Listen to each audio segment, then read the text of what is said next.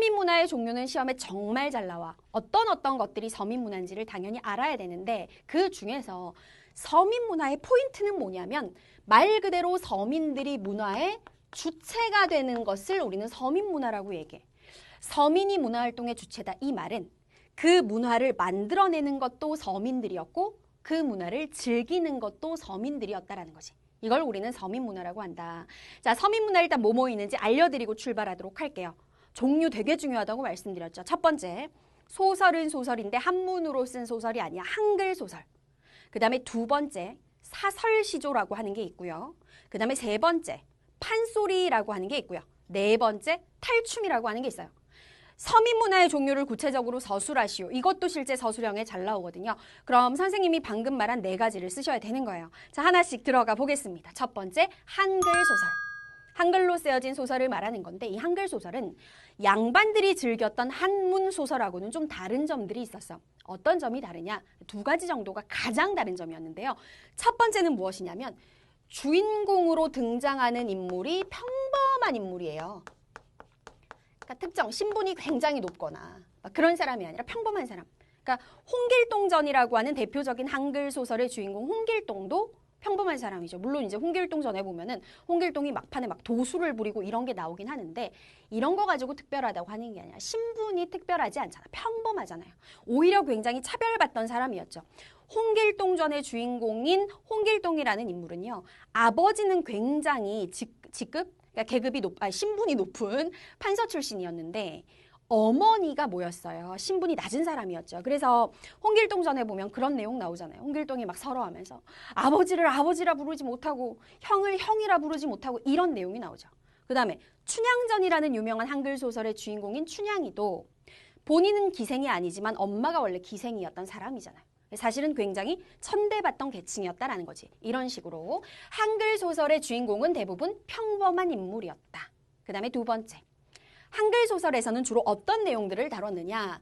당시 사회의 여러 가지 모순, 문제점을 말하는 거지. 그 다음에 비리, 부정부패 이런 것들을 비판하는 내용이 대다수였어요.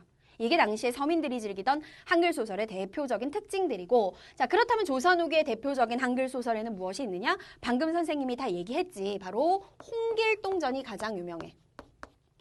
홍길동전 같은 경우에는 주인공 홍길동의 신분을 서얼로 만들잖아요. 우리가 아버지가 양반인데 어머니가 상민이나 천민인 경우에 그 자식을 서얼이라고 한다고 이미 배웠지, 그치? 그래서 서얼을 주인공으로 만들어서 뭔가 조선이라는 사회가 서얼에 대해서 굉장히 차별이 심했던 이런 것들을 비판하는 내용이 담겨 있고요. 그 다음에 두 번째, 누구나 다 알고 있는 춘향전. 춘향전은 소설로도 쓰여지고 판소리로도 쓰여지고 다양하게 다루어졌었는데 춘향전도 마찬가지야. 주인공인 춘향이는 신분이 굉장히 미천한데 이 춘향이가 그 지역에 굉장히 그 신분이 높은 양반과 사랑에 빠지잖아요. 그래서 내용은 다 알고 있지. 그래서 과거 시험을 보러 이제 양반이 갔고 그 마을에 굉장히 포악하고 나쁜 백성들을 괴롭히는 탐관오리가 춘향이한테 수청을 들으라고 했는데 춘향이가 이것을 거부하자 감옥에 잡아 가두고 근데 나중에 과거를 보러 떠났던 그 이몽룡인가요? 이몽룡이 돌아와가지고 암행어사가 돼서 돌아와서 그 나쁜 탐관오리를 처벌하고 춘향이랑 해피엔딩을 맺는 이런 내용입니다. 아무튼 이런 한글 소설들이 조선 후기의 서민문화로서 굉장히 사랑을 받았다. 자 이제 두 번째 서민문화로 들어가 보도록 할게요. 두 번째 서민문화는 바로 사설시조입니다. 근데 여러분들 사설시조하고 그냥 시조는 완전 달라. 시조라 그러면 양반들이 즐기던 문화였어요. 근데 뭐가 가장 다르냐면 그냥 시조, 양반들이 즐기는 시조 같은 경우에는 굉장히 형식이 까다로워. 국어 시간에 옛날에 선생님 학교 다닐 때 배웠던 거라 정확하게 생각 안 나는데 여러분들 몇 학년 때 배우는지 모르겠지만 시조라고 하는 건 형식이 딱 있죠. 3, 4, 3 구조. 그래서 첫 번째 줄 초장, 두 번째 줄 중장, 세 번째 줄 종장, 초장, 중장, 종장에서 마지막 종장의 앞 글자는 무조건 세 글자여야 되고 이런 것들 국어 시간에 막 암기했던 생각이 나는데 그런 거 있죠. 태산이 높다 하되 하늘 아래 뇌이로다. 오르고 또 오르면 못 오를 리 없건만은 사람이 제한이 오르고 뇌만 높다 하더라. 뭔가 딱딱딱 떨어지지. 이게 시조야. 이건 양반들이 즐겼던 거고 사설 시조는요. 글씨 수를 맞춰야 되고 몇 번째 줄에 몇 글자가 들어가야 되고 이런 게 없어요. 형식이 굉장히 자유로웠어. 요게 첫 번째 특징이고, 그 다음에 이제 두 번째는 무엇이냐? 서민들의 솔직한 감정을 표현했다는 특징이 있죠. 창내고저, 이내 마음의 창내고저. 뭐 이렇게 시작하는 사설시조가 있는데, 그러니까 이 내용 끝까지는 선생님이 암기 못하지만 굉장히 살아가기 힘든 서민들이 자신의 마음에 이렇게 뭔가 창을 내가지고 팍 트였으면 좋겠다. 이런 감정을 표현을 하는 거거든. 그래서 솔직한 감정을 표현했고, 그 다음에 또 세 번째, 현실을 풍자하는 사설시조도 많았다. 현실을 풍자한다는 건 그 당시 조선 후기에 여러 가지 사회 문제점들이 많았을 거 아니야. 이걸 약간 재밌게 표현을 해서 비웃고 콕 집어내는 이런 걸 현실 풍자라 그래요.